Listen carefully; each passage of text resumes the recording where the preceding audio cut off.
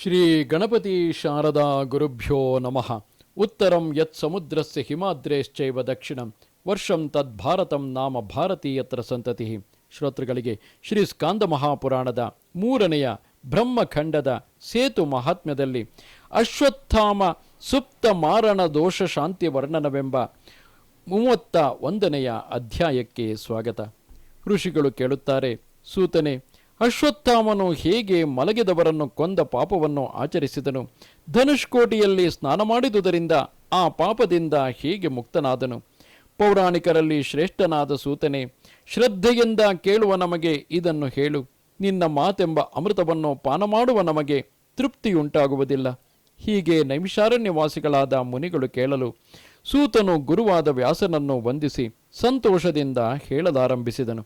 ಶ್ರೀ ಸೂತನು ಹೇಳುತ್ತಾನೆ, ದ್ವಿಜರೇ, ಹಿಂದೆ ಪಾಂಡವರಿಗೆ ರಾಜ್ಯಕ್ಕೋಸ್ಕರ ಕೌರವರೊಡನೆ ನಡೆದ ಅನೇಕ ಅಕ್ಷೋಹಿಣಿಯಿಂದ ಕೂಡಿದ ಘೋರ ಯುದ್ಧದಲ್ಲಿ ಶಂತನು ಪುತ್ರನಾದ ಭೀಷ್ಮನು 10 ದಿನಗಳು, ದ್ರೋಣನು 5 ದಿನಗಳು, ಕರ್ಣನು 2 ದಿನಗಳು, ಶಲ್ಯನು 1 ದಿನವೂ ಕಾಳಗವಾಡಿ ಮಡಿಯಲು 18ನೆಯ ದಿನದ ಸಮರದಲ್ಲಿ ದುರ್ಯೋಧನನು ಭೀಮನ ಗದೆಯಿಂದ ತೊಡೆಮುರಿದು ನೆಲದಲ್ಲಿ ಬಿದ್ದನು. ಆಗ ಹತಶೇಷರಾದ ರಾಜರು ದೃಷ್ಟದ್ಯುಮ್ನ, ಶಿಖಂಡಿ, ಸೃಂಜಯ ಮೊದಲಾದವರು ತಮ್ಮ ಶಿಬಿರಗಳಿಗೆ ತೆರಳಿದರು. ಬಳಿಕ ಮಹಾಬಲಶಾಲಿಗಳಾದ ಪಾಂಡವರು ಕೃಷ್ಣ ಸಾತ್ವಿಕಿಗಳೊಡನೆ ನಿರ್ಜನವಾದ ದುರ್ಯೋಧನನ ಶಿಬಿರವನ್ನು ಹೊಕ್ಕರು. ಆ ಕುರುರಾಜನ ಮನೆಯಲ್ಲಿ ಮಲಿನ ವಸ್ತ್ರಗಳನ್ನುಟ್ಟಿರುವ ವೃದ್ಧ ಮಂತ್ರಿಗಳು, ನಪುಂಸಕರಾದ ಅಂತಃಪುರ ಪಾಲಕರು ನಮ್ರತೆಯಿಂದ ಕೈಮುಗಿದು ನಮಸ್ಕರಿಸಲು ಆ ಪಾಂಡವರು ಅಲ್ಲಿರುವ ದ್ರವ್ಯಗಳನ್ನೆಲ್ಲ ತೆಗೆದುಕೊಂಡು ಅಲ್ಲಿಯೇ ಸುಖವಾಗಿ ವಾಸ ಮಾಡಿದರು.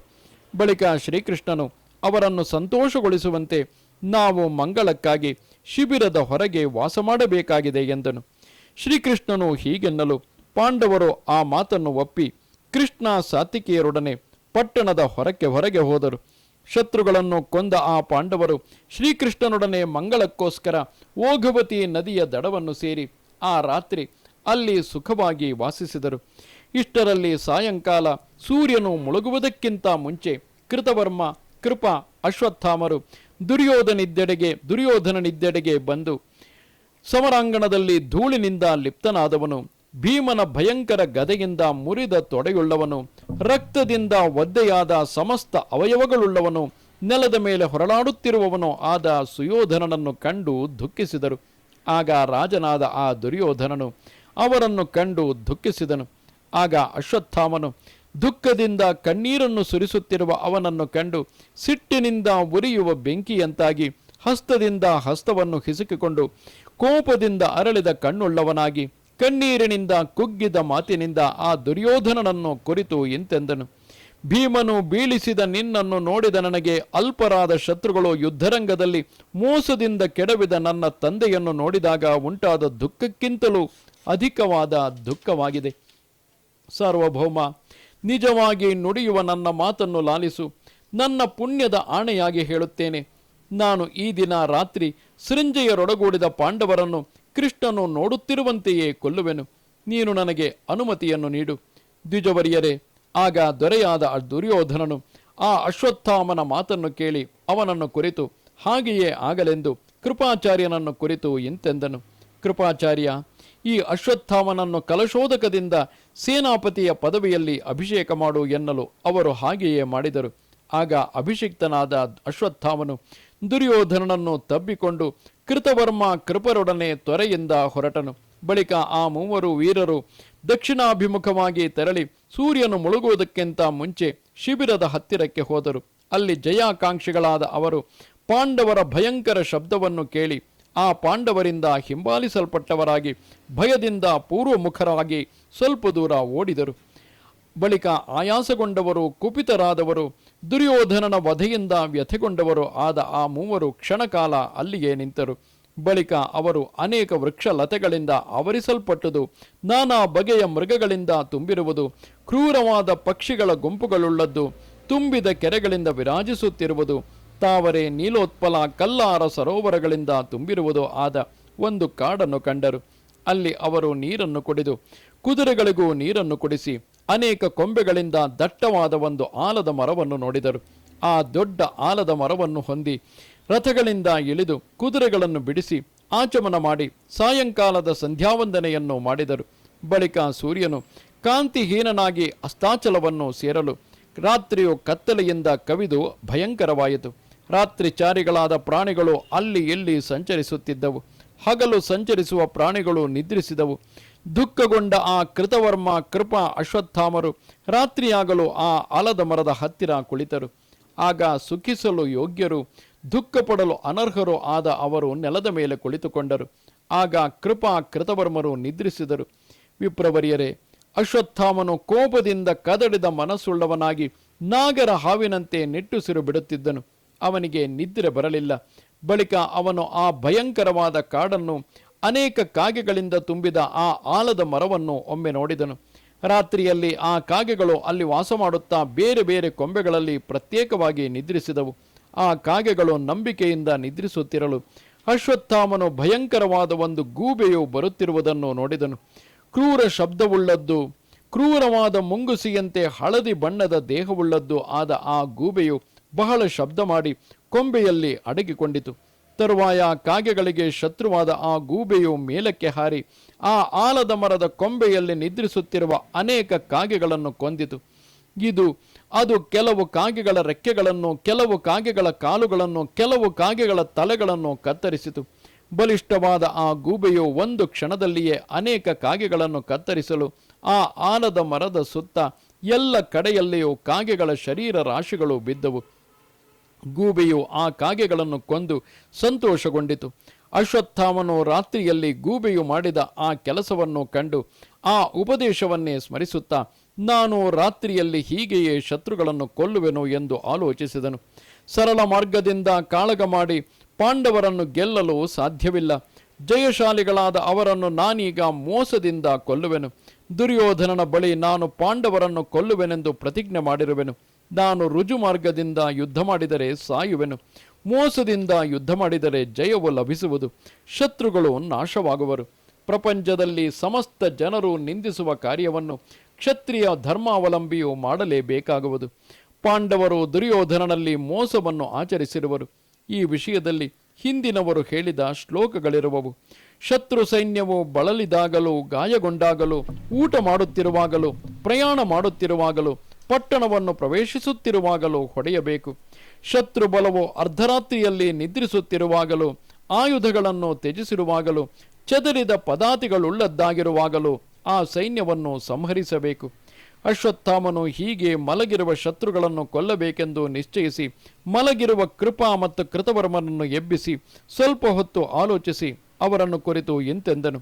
ಅಶ್ವತ್ಥಾಮನು ಹೇಳುತ್ತಾನೆ, ಅತಿಶಯ ಬಲವುಳ್ಳವನು, ಪರಿಶುದ್ಧ ಕಾರ್ಯಗಳುಳ್ಳವನೋ ಆದ ದುರ್ಯೋಧನನನ್ನು, ಅಲ್ಪ ಕಾರ್ಯವನ್ನು ಆಚರಿಸುವವರಾದ ಬಹುಮಂದಿ ಪಾಂಡವರು ಹೊಡೆದು ಕೊಂದರು.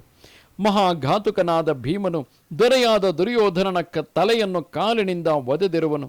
ಆದುದರಿಂದ ಈ ರಾತ್ರಿ ನಾವು ಪಾಂಡವರ ಪಾಳೆಯಕ್ಕೆ ಹೋಗಿ ಸುಖವಾಗಿ ಮಲಗಿರುವ ಅವರನ್ನು ನಾನಾ ಬಗೆಯ ಆಯುಧಗಳಿಂದ ಕೊಲ್ಲೋಣ ಎಂದನು. ಈ ಮಾತನ್ನು ಕೇಳಿ ಕೃಪನು ಹೀಗೆಂದನು, ಮಲಗಿದವರನ್ನು, ಆಯುಧಗಳಿಲ್ಲದವರನ್ನು, ರಥ ಕುದುರೆಗಳನ್ನು ತ್ಯಜಿಸಿದವರನ್ನು ಕೊಲ್ಲುವುದು ಧರ್ಮವಲ್ಲ, ಅದು ಲೋಕಪೂಜ್ಯವೋ ಅಲ್ಲ. ಮಗು, ನನ್ನ ಮಾತನ್ನು ಕೇಳು. ನೀನು ಈ ಸಾಹಸ ಕಾರ್ಯವನ್ನು ತ್ಯಜಿಸು. ನಾವು ಧೃತರಾಷ್ಟ್ರನನ್ನು, ಸಾಧ್ವಿಯಾದ ಗಾಂಧಾರಿಯನ್ನು, ವಿದುರನನ್ನು ಕೇಳೋಣ. ಅವರು ಹೇಳಿದಂತೆ ಮಾಡೋಣ ಎನ್ನಲು ಅಶ್ವತ್ಥಾಮನು ಮರಳಿ ಕೃಪನನ್ನು ಕುರಿತು ಇಂತೆಂದನು. ಅಶ್ವತ್ಥಾಮನು ಹೇಳುತ್ತಾನೆ, ಮಾವ, ಹಿಂದೆ ಪಾಂಡವರು ಮೋಸದಿಂದ ನನ್ನ ತಂದೆಯನ್ನು ಕೊಂದಿರುವುದು ನನ್ನ ಮರ್ಮಸ್ಥಾನವನ್ನು ಕತ್ತರಿಸುತ್ತಿದೆ. ದೃಷ್ಟದ್ಯುಮ್ನನು ಜನರ ಮುಂದೆ ನಾನು ದ್ರೋಣನನ್ನು ಕೊಂದವನೆಂದು ಹೇಳುತ್ತಿರುವ ಮಾತನ್ನು ನಾನು ಹೇಗೆ ಕೇಳಲಿ? ಹಿಂದೆ ಆ ಪಾಂಡವರೇ ಧರ್ಮದ ಕಟ್ಟನ್ನು ಬಿಡಿಸಿರುವರು. ದೃಷ್ಟದ್ಯುಮ್ನನು ನಿಮ್ಮ ಮತ್ತು ಸಕಲ ದೊರೆಗಳ ಮುಂದೆ ಶಸ್ತ್ರವನ್ನು ತ್ಯಜಿಸಿದ ನನ್ನ ತಂದೆಯನ್ನು ಕೊಂದಿರುವನು. ಹಾಗೆಯೇ ಅರ್ಜುನನು ಶಿಖಂಡಿಯನ್ನು ಮುಂದಿರಿಸಿಕೊಂಡು ಆಯುಧವಿಲ್ಲದ ಭೀಷ್ಮನನ್ನು ಸಂಹರಿಸಿದ್ದಾನೆ. ಆ ಪಾಂಡವರು ಹೀಗೆಯೇ ಇತರ ರಾಜರನ್ನು ಮೋಸದಿಂದ ಕೊಂದಿರುವರು. ನಾನು ಹಾಗೆಯೇ ರಾತ್ರಿಯಲ್ಲಿ ಮಲಗಿದ ಅವರನ್ನು ಕೊಲ್ಲುವೆನು. ಅಶ್ವತ್ಥಾಮನು ಹೀಗೆ ಹೇಳಿ ರಥಕ್ಕೆ ಕುದುರೆಗಳನ್ನು ಕಟ್ಟಿ ಅದರಲ್ಲಿ ಕುಳಿತು ಸಿಟ್ಟಿನಿಂದ ಉರಿಯುತ್ತಾ ಶತ್ರುಗಳಿಗೆ ಅಭಿಮುಖವಾಗಿ ಹೊರಟನು. ಕೃತವರ್ಮ, ಕೃಪರು ಹೀಗೆ ಹೋಗುತ್ತಿರುವ ಅವನನ್ನು ಹಿಂಬಾಲಿಸಿದರು. ದ್ರೋಣಪುತ್ರನು ಮಲಗಿದ ಜನರುಳ್ಳ ಆ ಪಾಂಡವರ ಶಿಬಿರವನ್ನು ಪ್ರವೇಶಿಸಿ ಬಾಗಿಲಿನಲ್ಲಿ ನಿಂತನು. ಆ ರಾತ್ರಿ ಅಲ್ಲಿಯೇ ಅವನು ದಯಾಳುವಾದ ಮಹೇಶ್ವರನನ್ನು ಆರಾಧಿಸಿ ವರದಾನವನ್ನು ಮಾಡುವ ಅವನಿಂದ ವಿಮಲವಾದ ಖಡ್ಗವನ್ನು ಪಡೆದನು. ಬಳಿಕ ವೀರನಾದ ಅಶ್ವತ್ಥಾಮನು ಆ ಕೃತವರ್ಮ ಕೃಪರನ್ನು ಬಾಗಿಲಿನಲ್ಲಿ ನಿಲ್ಲಿಸಿ ಶಿಬಿರದ ಒಳಗೆ ಹೊಕ್ಕನು. ಅವನು ಒಳಗೆ ಪ್ರವೇಶಿಸಲು ಕೃತವರ್ಮರು ಧನುರ್ಧಾರಿಗಳಾಗಿ ಬಾಗಿಲಿನಲ್ಲಿ ನಿಂತರು. ತರುವಾಯ ಅಶ್ವತ್ಥಾಮನು ಕುಪಿತನಾಗಿ ತೇಜಸ್ಸಿನಿಂದ ಜ್ವಲಿಸುತ್ತಾ ಖಡ್ಗವನ್ನು ಹಿಡಿದು ರಾತ್ರಿಯಲ್ಲಿ ಆ ಶಿಬಿರದಲ್ಲೆಲ್ಲ ಸಂಚರಿಸಿದನು. ಹಾಗೆಯೇ ಅವನು ದೃಷ್ಟದ್ಯುಮ್ನನ ಶಿಬಿರ ಮೇಲಕ್ಕೆ ಮೆಲ್ಲನೆ ಬಂದನು. ಅಲ್ಲಿ ದೃಷ್ಟದ್ಯುಮ್ನಾದಿಗಳು ಘೋರ ಯುದ್ಧದಿಂದ ಕೃಶರಾಗಿ ತಮ್ಮ ತಮ್ಮ ಸೈನ್ಯಗಳೊಡನೆ ನಂಬಿಕೆಯಿಂದ ನಿದ್ರಿಸಿದ್ದರು. ಶಸ್ತ್ರವಿದ್ಯೆಯನ್ನರಿತ ಅಶ್ವತ್ಥಾಮನು ದೃಷ್ಟದ್ಯುಮ್ನನ ಶಿಬಿರವನ್ನು ಹೊಕ್ಕು ಹತ್ತಿರದಲ್ಲಿ ಶುಭ್ರವಾದ ಹಾಸಿಗೆಯಲ್ಲಿ ಮಲಗಿರುವ ಬಲಿಷ್ಠನಾದ ಅವನನ್ನು ಕಂಡನು. ಅಶ್ವತ್ಥಾಮನು ನಿದ್ರಿಸುತ್ತಿರುವ ಆ ದೃಷ್ಟದ್ಯುಮ್ನನನ್ನು ಕಾಲಿನಿಂದ ಒದೆದನು. ಆ ದೃಷ್ಟದ್ಯುಮ್ನನು ಅದರಿಂದ ಕುಪಿತನಾಗಿ ಹಾಸಿಗೆಯಿಂದ ಎದ್ದು ಮುಂದೆ ನಿಂತಿರುವ ಅಶ್ವತ್ಥಾಮನನ್ನು ಕಂಡನು. ದ್ರೋಣಸುತನು ಹಾಸಿಗೆಯಿಂದ ಹಾರುತ್ತಿರುವ ಆ ದೃಷ್ಟದ್ಯುಮ್ನನ ಕೂದಲುಗಳನ್ನು ಎಳೆದು ತೋಳುಗಳಿಂದ ಅವನನ್ನು ಭೂಮಿಯಲ್ಲಿ ಉಜ್ಜಿದನು. ಹಾಗೆ ಉಜ್ಜಲ್ಪಟ್ಟ ದೃಷ್ಟದ್ಯುಮ್ನನು ಭಯಗೊಂಡವನು, ನಿದ್ರೆಯಿಂದ ಮಂಕಾದವನು, ಕಾಲಿನ ಹೊಡೆತದಿಂದ ನೋವುಗೊಂಡವನು ಆಗಿ ಅಲ್ಲಾಡಲು ಸಮರ್ಥನಾಗಲಿಲ್ಲ. ಆಗ ಅಶ್ವತ್ಥಾಮನು ಅವನ ಎದೆಯನ್ನು ಹತ್ತಿ ಬಿಲ್ಲಿನ ಹಗ್ಗದಿಂದ ಕುತ್ತಿಗೆಯನ್ನು ಬಿಗಿದು ಕೂಗುತ್ತಿರುವವನು ಚಲಿಸುತ್ತಿರುವವನು ಆದ ಆ ದೃಷ್ಟದ್ಯುಮ್ನನನ್ನು ಪಶುವನ್ನು ಕೊಲ್ಲುವಂತೆ ಕೊಂದನು. ಹಾಗೆಯೇ ಅವನ ಸೈನ್ಯವನ್ನೆಲ್ಲ ಸಂಹರಿಸಿದನು. ಹಾಗೆಯೇ ಬಲವಂತನಾದ ಯುಧಾಮನ್ಯು, ದ್ರೌಪದಿಯ ಮಕ್ಕಳು, ಉಳಿದ ಸೋಮಕರು, ಶಿಖಂಡಿ ಇವರೇ ಮೊದಲಾದ ಇತರರನ್ನು ಕತ್ತಿಯಿಂದ ಕೊಂದನು.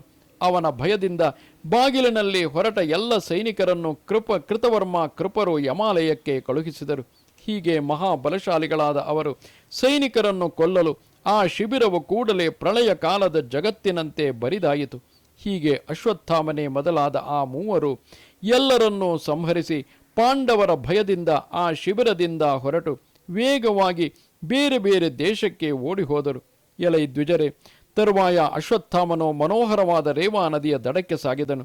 ಅಲ್ಲಿ ಅನೇಕ ಸಾವಿರ ಮಂದಿ ವೇದಾಧ್ಯಯನ ಸಂಪನ್ನರಾದ ಋಷಿಗಳು ಪುಣ್ಯಕರವಾದ ಕಥೆಯನ್ನು ಹೇಳುತ್ತಾ ಉತ್ತಮ ತಪಸ್ಸನ್ನು ಮಾಡುತ್ತಿದ್ದರು. ಅಶ್ವತ್ಥಾಮನು ಆ ಮುನಿಗಳ ಆಶ್ರಮಗಳನ್ನು ಪ್ರವೇಶಿಸಿದ ಕೂಡಲೇ ಬ್ರಹ್ಮಜ್ಞಾನಿಗಳಾದ ಆ ಋಷಿಗಳು ಯೋಗ ಸಾಮರ್ಥ್ಯದಿಂದ ಆ ಅಶ್ವತ್ಥಾಮನ ನಡತೆಯನ್ನು ಅರಿತು ಅವನನ್ನು ಕುರಿತು ಎಂತೆಂದರು: ಅಶ್ವತ್ಥಾಮ, ಮಲಗಿದವರನ್ನು ಕೊಂದ ಪಾಪಿಯಾದ ನೀನು ಬ್ರಾಹ್ಮಣಾಧಮನು. ನಿನ್ನನ್ನು ನೋಡಿದ ನಮಗೆ ನಿಶ್ಚಯವಾಗಿಯೂ ಪಾತಿತ್ಯವು ಸಂಭವಿಸುವುದು. ನಿನ್ನೊಡನೆ ಮಾತನಾಡುವುದರಿಂದಲೇ ನಮಗೆ 10,000 ಬ್ರಹ್ಮಹತ್ಯೆಗಳು ಸಂಭವಿಸಿತು. ಎಲೈ ನೀಚನೆ, ಆದುದರಿಂದ ನೀನು ಈ ಆಶ್ರಮದಿಂದ ಹೊರಡು. ದ್ವಿಜರೇ, ಬ್ರಹ್ಮಜ್ಞಾನಿಗಳಾದ ಆ ಮುನಿಗಳು ಅಶ್ವತ್ಥಾಮನನ್ನು ಕುರಿತು ಹೀಗೆನ್ನಲು ಅವನು ನಾಚಿಕೆಗೊಂಡು ಆ ಋಷ್ಯಾಶ್ರಮದಿಂದ ಹೊರಟು ಕಾಶ್ಯಾದಿ ಪುಣ್ಯತೀರ್ಥಗಳಿಗೆ ತೆರಳಿದನು. ಅಲ್ಲಲ್ಲಿ ಅವನನ್ನು ಮಹಾತ್ಮರಾದ ಬ್ರಾಹ್ಮಣರು ನಿಂದಿಸಲು ಅವನು ಪ್ರಾಯಶ್ಚಿತ್ತವನ್ನು ಆಚರಿಸುವ ಅಪೇಕ್ಷೆಯಿಂದ ವ್ಯಾಸರನ್ನು ಮರೆಹೊಕ್ಕನು. ಬಳಿಕ ಅವನು ಬದ್ರಿಕಾರಣ್ಯದಲ್ಲಿ ಕುಳಿತಿರುವ ವ್ಯಾಸರನ್ನು ಸಮೀಪಿಸಿ ಭಕ್ತಿಯಿಂದ ವಂದಿಸಿದನು. ಆಗ ವ್ಯಾಸರು ಅವನನ್ನು ಕುರಿತು: ಅಶ್ವತ್ಥಾಮ, ನೀನು ಶೀಘ್ರವಾಗಿ ಈ ಆಶ್ರಮದಿಂದ ಹೊರಡು. ನೀನು ಮಲಗಿದವರನ್ನು ಕೊಂದುದರಿಂದ ಮಹಾಪಾತಕಿಯಾಗಿರುವೆ. ನಿನ್ನೊಡನೆ ಮಾತಾಡಿದರೆ ನನಗೂ ಮಹಾಪಾಪವು ಸಂಭವಿಸುವುದು ಎಂದು ಹೇಳಲು ಆಗ ಅಶ್ವತ್ಥಾಮನು ಅವರನ್ನು ಕುರಿತು ಹೀಗೆಂದನು. ಅಶ್ವತ್ಥಾಮನು ಹೇಳುತ್ತಾನೆ: ಪೂಜ್ಯನೇ, ನಾನು ಎಲ್ಲರಿಂದಲೂ ನಿಂದಿತನಾಗಿ ನಿನ್ನನ್ನು ಮರೆಹೊಕ್ಕಿರುವೆನು. ನೀನು ಹೀಗೆಂದರೆ ನನ್ನನ್ನು ರಕ್ಷಿಸುವವರಾದರೂ ಯಾರು? ಮುನಿಯೇ, ನನ್ನಲ್ಲಿ ದಯತೋರು. ಪೂಜ್ಯನಾದ ವ್ಯಾಸಮುನಿಯೇ, ನೀನು ಎಲ್ಲವನ್ನೂ ಅರಿತವನು. ನಿದ್ರಿಸಿದವರನ್ನು ಕೊಂದ ಪಾಪವನ್ನು ನೀಗಿಸುವ ಪ್ರಾಯಶ್ಚಿತ್ತವನ್ನು ನನಗೆ ವಿಧಿಸು. ಅಶ್ವತ್ಥಾಮನು ಹೀಗೆನ್ನಲು ವ್ಯಾಸನು ಬಹಳ ಹೊತ್ತು ಚಿಂತಿಸಿ ಅವನನ್ನು ಕುರಿತು ಇಂತೆಂದನು. ವ್ಯಾಸನು ಹೇಳುತ್ತಾನೆ: ಅಶ್ವತ್ಥಾಮ, ಈ ಪಾಪವನ್ನು ಪರಿಹರಿಸುವ ಪ್ರಾಯಶ್ಚಿತ್ತವು ಸ್ಮೃತಿಯಲ್ಲಿ ಕಾಣಲಿಲ್ಲ. ಆದರೂ ನಾನು ನಿನ್ನ ಈ ದೋಷದ ಪರಿಹಾರಕ್ಕೆ ಉಪಾಯವನ್ನು ಅರುಹುವೆನು. ದಕ್ಷಿಣ ಸಾಗರದಲ್ಲಿರುವ ಮೋಕ್ಷವನ್ನೀಯುವ ಪವಿತ್ರವಾದ ರಾಮಸೇತುವಿನಲ್ಲಿ ಧನುಷ್ಕೋಟಿ ಎಂಬ ಮಹಾಕ್ಷೇತ್ರವಿರುವುದು.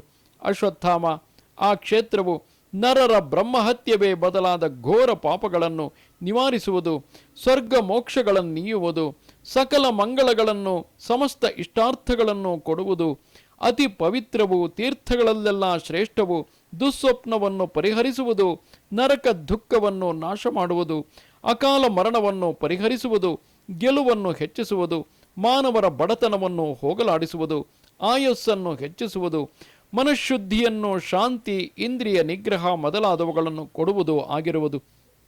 ನೀನು ಮೋಕ್ಷವನ್ನೀಯುವ ಆ ಧನುಷ್ಕೋಟಿ ಕ್ಷೇತ್ರಕ್ಕೆ ಹೋಗಿ 1 ತಿಂಗಳು ಎಡಬಿಡದೆ ಸ್ನಾನ ಮಾಡು. ಇದರಿಂದ ನಿನ್ನ ಈ ಮಹಾಪಾಪವು ನೀಗಿ ನೀನು ಶುದ್ಧನಾಗುವೆ. ಅಶ್ವತ್ಥಾಮ, ನೀನು ನನ್ನ ನುಡಿಯನ್ನು ನಡೆಸು. ಹೀಗೆ ವ್ಯಾಸನು ಹೇಳಲು ಅಶ್ವತ್ಥಾಮನು ಪವಿತ್ರವಾದ ಧನುಷ್ಕೋಟಿಗೆ ತೆರಳಿ 1 ತಿಂಗಳು ಸಂಕಲ್ಪಪೂರ್ವಕವಾಗಿ ಎಡಬಿಡದೆ ಮಿಂದನು. ಅವನು ಪ್ರತಿದಿನವೂ 3 ಸಂಧ್ಯಾಕಾಲಗಳಲ್ಲಿಯೂ ರಾಮೇಶ್ವರನನ್ನು ಸೇವಿಸಿದನು. ಹೀಗೆ 30 ದಿನ ಸ್ನಾನ ಮಾಡಿದ ಮೇಲೆ ಅವನು ಪಂಚಾಕ್ಷರ ಮಂತ್ರವನ್ನು ಜಪಿಸುತ್ತಾ ಆ ದಿನ ಉಪವಾಸವಿದ್ದನು. ಆ ರಾತ್ರಿ ರಾಮೇಶ್ವರನ ಸಮ್ಮುಖದಲ್ಲಿ ಜಾಗರಣೆ ಮಾಡಿದನು. ಮಾರನೇ ದಿನ ಧನುಷ್ಕೋಟಿಯಲ್ಲಿ ಸಂಕಲ್ಪಪೂರ್ವಕವಾಗಿ ಮಿಂದು ರಾಮೇಶ್ವರನನ್ನು ಸೇವಿಸಿ ಭಕ್ತಿಪೂರ್ವಕವಾಗಿ ಸ್ತುತಿಗೈದು ಆ ಶಿವನ ಮುಂದೆ ಆನಂದ ಬಾಷ್ಪವನ್ನು ಸುರಿಸುತ್ತಾ ಕುಣಿದನು. ಬಳಿಕ ಪ್ರಸನ್ನನಾದ ರಾಮೇಶ್ವರನು ಆ ಅಶ್ವತ್ಥಾಮನ ಮುಂದೆ ಪ್ರತ್ಯಕ್ಷನಾಗಲು ಅವನನ್ನು ಕಂಡು ಅಶ್ವತ್ಥಾಮನು ಸ್ತುತಿಸಿದನು. ಅಶ್ವತ್ಥಾಮನು ಸ್ತುತಿಸುತ್ತಾನೆ, ದೇವಾಧಿಪನಾಗಿ ದೇವೇಂದ್ರನಿಗೂ ಒಡೆಯನಾಗಿ ದಯಾಮಯನು ಆಪತ್ತೆಂಬ ಸಮುದ್ರದಲ್ಲಿ ಮುಳುಗಿದ ಭಕ್ತರಿಗೆ ದೋಣಿಯಂತಿರುವ ಅಡಿದಾವರೆಗಳುಳ್ಳವನು ಆದ ಓ ಶಂಕರ, ನಿನಗೆ ನಮಸ್ಕಾರವು. ಉಮಾದೇವಿಯ ಪ್ರಿಯನು, ಮುಕ್ಕಣ್ಣನು, ಚಂದ್ರಮೌಳಿಯು, ದಯಾಳುವೋ ಆಗಿರುವ ಶಂಕರ, ನಿನಗೆ ನಮಸ್ಕಾರವು. ತ್ರಿಪುರವನ್ನು ನಾಶ ಮಾಡಿದವನು, ಪಾರ್ವತಿಯ ಪ್ರಿಯನು ಆದ ಎಲೈ ಮೃತ್ಯುಂಜಯನೇ, ಕೃಪಾದೃಷ್ಟಿಯಿಂದ ನನ್ನನ್ನು ಸಲಹು. ಪಿನಾಕವೆಂಬ ಬಿಲ್ಲನ್ನು ಹಿಡಿದವನು, ಅನಂತನೇ ಮೊದಲಾದ ಸರ್ಪರಾಜರ ಹಾರದಿಂದ ಅಲಂಕರಿಸಲ್ಪಟ್ಟವನು ಆದ ಓ ಶಂಕರ, ನಿನಗೆ ನಮಸ್ಕಾರವು. ತ್ರಿಶೂಲಧಾರಿಯು, ಗಂಗೆಯನ್ನು ಹೊತ್ತವನು, ನಾಶರಹಿತನು ಆದ ರಾಮೇಶ್ವರ, ಪಾಪವೆಂಬ ಪಂಜರದಿಂದ ನನ್ನನ್ನು ದಯೆಯಿಂದ ಕಾಪಾಡು. ಹೀಗೆ ಅಶ್ವತ್ಥಾಮನು ಸ್ತುತಿಸಲು ಹರ್ಷಗೊಂಡ ಮಹೇಶ್ವರನು ಹೀಗೆಂದನು.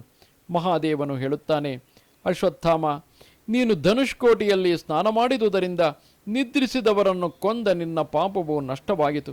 ಈಗ ವರವನ್ನು ಕೇಳಿಕೊ. ಪ್ರಪಂಚದಲ್ಲಿ ನಾನು ಪ್ರಸನ್ನನಾದರೆ ಮಾನವರಿಗೆ ದೊರಕದಿರುವುದು ಯಾವುದಿದೆ?